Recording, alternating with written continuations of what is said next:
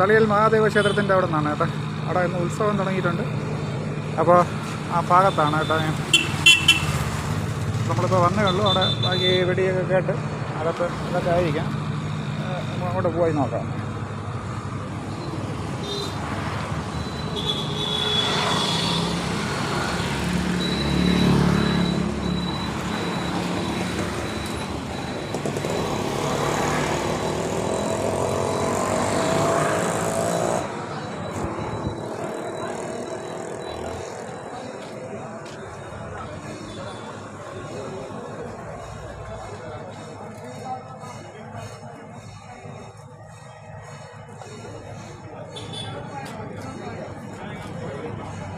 എന്തായാലും ഇവിടെ എത്തിയിട്ടുണ്ട്.